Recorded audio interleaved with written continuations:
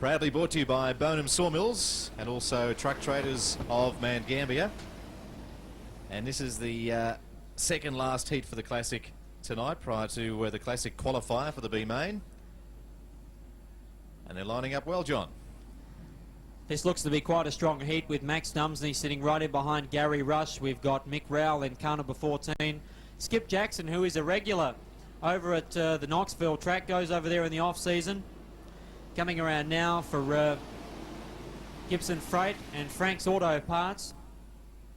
So Gary Rush, 10 times national champion, 7 times the winner of the Grand Annual Sprint Car Classic. You got Max Dumsney, a 3-time Quid Sprint Car Series winner, former national champ, multiple Victorian champion, former Formula 500 national champion, took that out a couple of times. No doubt the local favourite here, getting set to go hard on the hammer, and the green drops. They're 3 and 4 wide. Into corner number 1 they go, and look at right in 17. Goes by the inside as the yellow lights come on. Somebody may just have incurred the wrath of our stewards. I see the black flag with the white stripe coming out. Somebody, and I think it was either the 27 or the 17 car. Perhaps Robert Forbes in 27 there.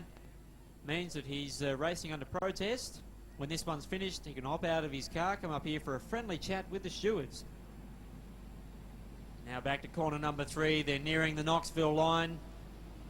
Caution flag still out. I think they'll give them one more form-up lap just to settle down a bit. Yes, they do.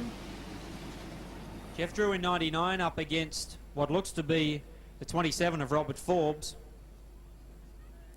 The 15 car of Ron Donaldson electing to start rear of the field. Lots of work to be done here for Mick Rowell. Watch Skip Jackson and Max Dumsney. The sparks are set to fly there on the 4th row. Just up ahead of them, we see the likes of John Walsh and Gary Rush getting set to go at it. Green's going to drop, and we're racing. Brett Lacey, quick outside pass. He'll try and go around the outside of Forbes. A blinding move, that one. Lacey to the front. Rush follows him. Walsh and Dumsney. High road to China approach out of turn number 4. Mick Rowell bicycling just a little bit. Getting lots of traction there. One driver spinning and will bring out the caution in 2. Caution is out. They come around to complete their second lap. It'll be touch and go when they take it back to the previously completed circuit. An exceptional start from Brett the Jet in car number 26. Gary Rush looking good, as well as John Walsh. In the New South Wales 20 car, we see Max there after his blitzing performance in his opening heat race. We see the likes of Skip Jackson in 7, Roy Wright in 17, Mick Rowell in 14, 27 Robert Forbes, and 15 Ron Donaldson. So around they come. They're taking it as 1 lap into the record books as I have a look over to our Pennzoil timer.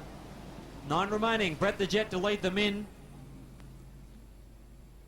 Gary Rush in the Castrol car in behind him. Then it's John Walsh. We look back to the 27 car of Robert Forbes, who is going to be immediately chased by Max Dumsney and Skip Jackson. Mick Rowell, they all go for the brakes. Forbes down on the inside. Dumsney works to the outside as Lacey fires through.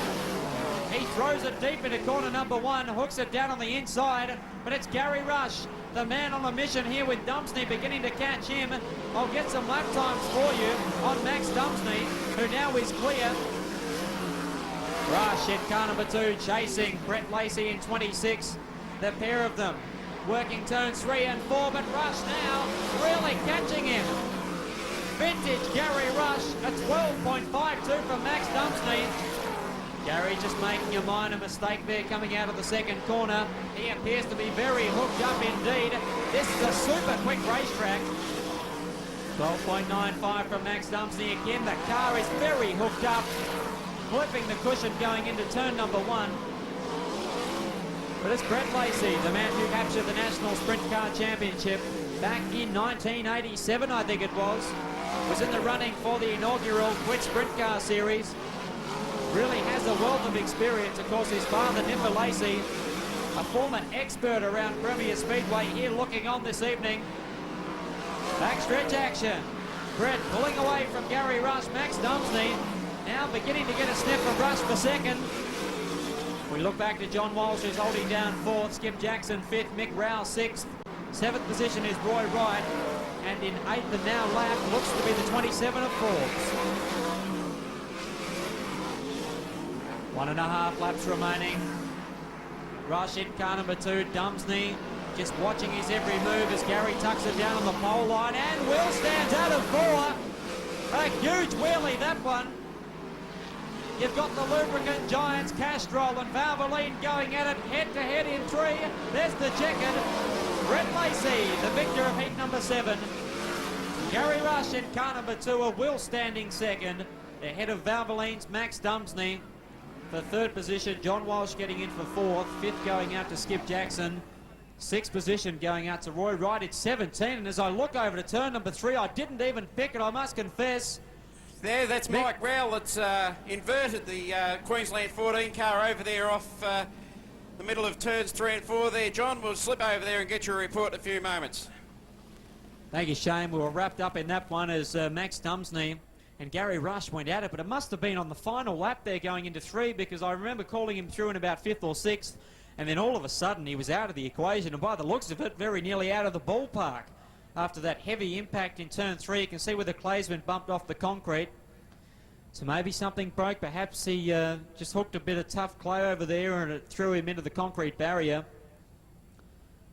But Shane, whenever you've got some information over there, feel free to take it away. Of course, we hope that Michael is going to be A-OK, the Queensland driver for Titan Garages and Equipment.